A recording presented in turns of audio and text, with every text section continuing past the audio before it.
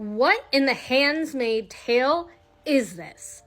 For those of you who don't know, this is an adoptive couple who recently adopted a black baby. And yes, it is important that we specify this because race is very relevant in adoption.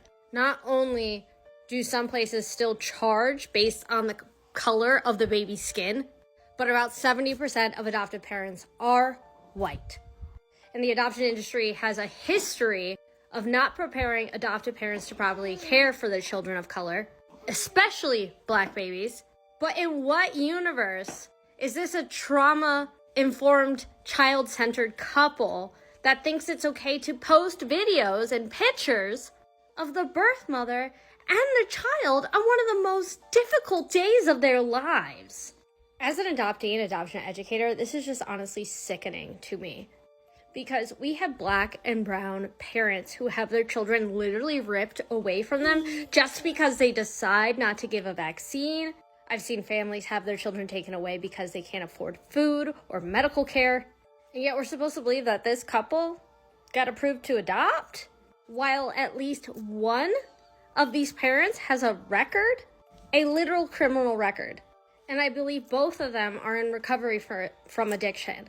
And now, by no means am I saying that people who are in recovery or have criminal records cannot be good parents. There's a lot of people who have pasts that can be amazing parents. But when it comes to adoption, children are supposed to be protected at higher standards because of the trauma that they're going through or have went through. Because the assumption and what platform that adoption is built on, it's that adoption is supposed to give kids a better life. That's the story that we're all told, which is why you have so many people on his original post saying how he saved this baby. When the reality is, this isn't a foster care situation. There's no way in no world where a foster care agency and a government agency would allow the potential adoptive parents to be in the delivery room.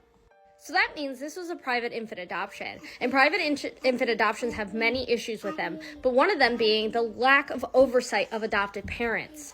And I, and many other adoptees, would love to know how this family got approved. If they got approved for a home study, were background checks done?